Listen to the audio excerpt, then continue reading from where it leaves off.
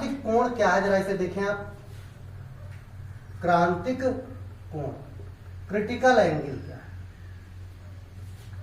आपने अभी जाना कि जब प्रकाश डेंसर से रेयरर में जाता है तो क्या होता है, तो वो अभिलंब से थोड़ा दूर हट जाता है। देखिए इधर अभिलंब से दूर हट गया। अभी यदि हम आपतन कोण को बढ़ाएं तो एक स्थिति ऐसी आएगी, एक स्थिति ऐसी आएगी कि जो हमारी अपवर्तित लाइट है वो क्या होती है, इस माध्यम जो हमारा अलग करने वाला माध्यम है या तल है, इसके समांतर हो जाती है। इस प्रक्रिया में यहां पर अपवर्तन कोण का मान क्या बन जाता है, 90 अंश बन जाता है। क्या बन जाता है, 90 अंश। तो थोड़ा ध्यान देना जरूरी है कि जब कोई रे ऑफ लाइट, जब कोई रे ऑफ लाइट सघन माध्यम से किसमें जाती है, डेंसर से रेयरर में जाती है, तो एक आपतन कोण के एक विशेष मान के लिए अपवर्तन कोण का मान क्या होता है, 90 अंश होता है। तो इसी आपतन कोण को हम क्या बोलते हैं, क्रांतिक कोण। इसे हम आईसी से डिनोट करते हैं। थोड़ा ध्यान दीजिएगा, सघन माध्यम में वह आपतन कोण जिसके लिए विरल माध्यम में अपवर्तन कोण का मान क्या होता है, 90 अंश होता है, उसे हम क्या कहते हैं, क्रांतिक कोण कहते हैं। स्नेल का नियम लगा दीजिए, साइन आईसी बाई साइन 90। थोड़ा ध्यान दें, सघन को हमने वहां पर n2 माना था और विरल को क्या माना था, n1। तो ये क्या बनेगा, n1 बाई n2, जिसे हम कहे थे n1 बाई n2, n12 है। इसे देखें, साइन आईसी और ये क्या बनेगा आपके पास, साइन आईसी बराबर n12 या 1 साइन आईसी बराबर n21। n21 को हम क्या कह सकते हैं, n कह सकते हैं।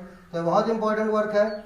n21 बराबर 1 साइन आईसी, ये इसे हम कह सकते हैं कोसेक इनवर्स आईसी या कोसेक आईसी कह सकते हैं, और या हम इसे क्या कह सकते हैं, साइन इनवर्स आईसी।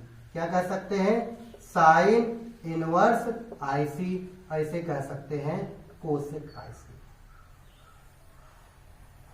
ये हमारे पास रिफ्रैक्टिव इंडेक्स और क्रांतिक कोण में रिलेशन है। अब बात करते हैं, क्रांतिक कोण हमारा हो गया। ये बोर्ड परीक्षा हाई स्कूल चाहे इंटर दोनों में ऑब्जेक्टिव प्रश्न पूछा जा चुका है।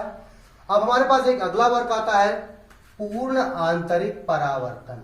क्या आता है, पूर्ण आंतरिक परावर्तन। ये क्या है पूर्ण आंतरिक परावर्तन, टोटल इंटरनल रिफ्लेक्शन क्या है, इसे हम लोग देखते हैं। टोटल इंटरनल रिफ्लेक्शन, पूर्ण आंतरिक परावर्तन, टोटल इंटरनल रिफ्लेक्शन। क्या है भाई टोटल इंटरनल रिफ्लेक्शन क्या है? अभी आपने देखा कि सघन माध्यम से जब कोई लाइट विरल माध्यम में जाती है तो क्रांतिक कोण की दशा में रे ऑफ लाइट इस पृष्ठ के पैरेलल हो जाती है। अब हम आपसे कह रहे हैं कि हम आई का मान आईसी से थोड़ा ज्यादा कर दें तो क्या होगा, इसके लिए थोड़ा ध्यान दीजिएगा। आप जानते हैं कि जब कोई रे ऑफ लाइट पड़ेगी तो उसका कुछ हिस्सा परावर्तित और कुछ हिस्सा अपवर्तित होगा। जब आप बात करते हैं कि क्रांतिक कोण की स्थिति आती है तो अपवर्तित किरण समांतर हो जाती है। अब यदि हम आई का मान थोड़ा सा भी ज्यादा करें तो रे ऑफ लाइट दूसरे माध्यम में नहीं जाती है, उसी माध्यम में वापस लौट आती है, उसी माध्यम में वापस लौट आती है, उसी माध्यम में वापस लौट आती है। इसी घटना को हम क्या बोलते हैं, पूर्ण आंतरिक परावर्तन। क्या बोलते हैं, पूर्ण आंतरिक परावर्तन। प्लीज थोड़ा ध्यान देना जरूरी है। पूर्ण आंतरिक परावर्तन की दो शर्तें हैं। पहला I is greater than IC और दूसरी शर्त है प्रकाश किधर जाए, सघन से विरल में जाए। प्रकाश किधर जाए, सघन से विरल में जाए। थोड़ा ध्यान देना जरूरी है। परावर्तन और पूर्ण आंतरिक परावर्तन में अंतर है। देखिएगा, परावर्तन में लाइट की इंटेंसिटी कम हो सकती है, बट पूर्ण आंतरिक परावर्तन में लाइट की इंटेंसिटी में कोई कमी नहीं होती है, क्योंकि इसमें अपवर्तन कुछ भी नहीं होता है, सिर्फ और सिर्फ क्या होता है, परावर्तन होता है। इसका उपयोग हम कर सकते हैं, बहुत ही बड़े कार्यों के लिए कर सकते हैं। तो पूर्ण आंतरिक परावर्तन जब क्या होता है, सघन माध्यम में आपतन कोण का मान क्रांतिक कोण से बड़ा कर दिया जाता है, तो प्रकाश की किरण क्या होती है, उसी माध्यम में वापस लौट आती है। इस घटना को हम क्या कहते हैं, पूर्ण आंतरिक परावर्तन। पूर्ण आंतरिक परावर्तन की दो शर्तें, प्रकाश सघन से विरल में जाए और आई इज ग्रेटर देन क्या हो, IC।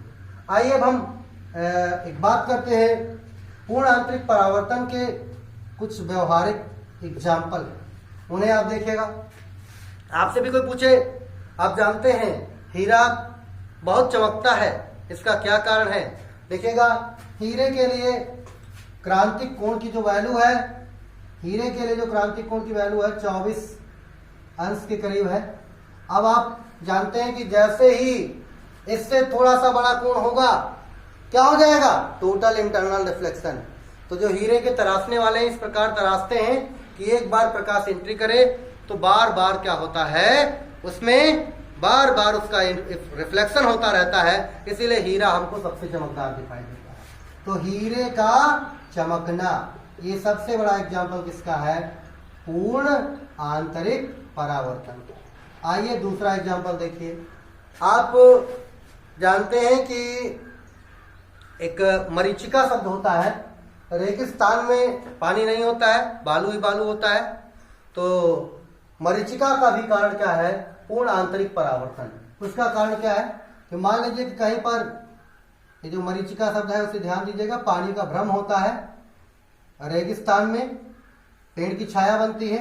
मान लीजिए कि कोई आपके पास कोई पेड़ है और इस प्लेन पर कोई दूसरा आदमी खड़ा है, तो गर्मी के दिनों में रेत गर्म होगी, गर्म होने पर पास की वायु क्या होगी, फैलेगी, विरल होगी, तो नीचे वाला माध्यम क्या हो जाएगा, विरल, ऊपर की वायु ठंडी होगी, क्या होगा, सघन।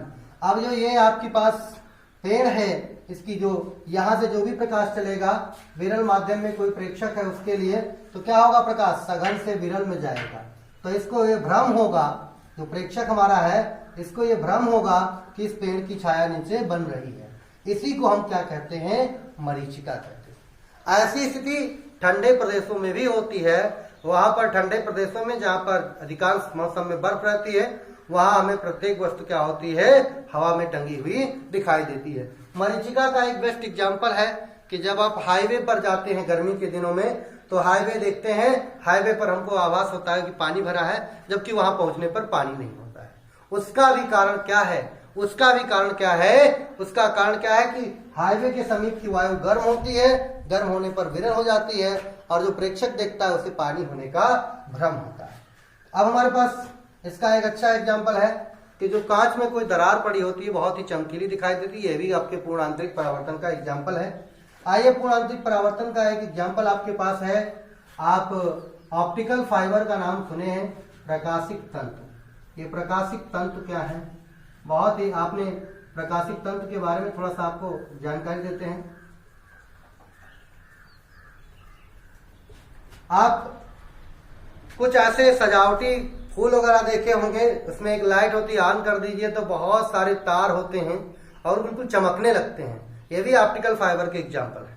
उसमें लाइट क्या होती है, लाइट अंदर से एंट्री करती है, बहुत चमकीली होती है। प्रकाशिक तंतु जो यहाँ पर लिया गया है, बहुत ही पतले क्वार्ट्ज के तार होते हैं, जिनसे किसी सूचना या संदेश को, किसको, सूचना या संदेश को बहुत ही तेजी से बिना क्षय के एक स्थान से दूसरे स्थान तक भेजा जा सकता है। ऑप्टिकल फाइबर में जो भीतरी दीवार होती है, इसके भीतरी दीवार का रिफ्लेक्टिव इंडेक्स क्या होता है, अधिक, और बाहरी दीवार पर ऐसे पदार्थ का लेप किया जाता है जिसका रिफ्लेक्टिव इंडेक्स क्या हो, कम। अब यहाँ पर कोई सूचना जाएगी तो क्या होगी, क्रांतिक कोण से अधिक पर पड़ेगी, और बार बार इसका क्या होगा, रिफ्लेक्शन होगा, और ये सूचना बिना क्षय के एक स्थान से दूसरे स्थान तक चली जाएगी। तो प्रश्न आता है कि ऑप्टिकल फाइबर प्रकाशिक तंतु किस घटना पर आधारित है, तो प्रकाशिक तंतु हमारा पूर्ण आंतरिक परावर्तन की घटना पर आधारित है।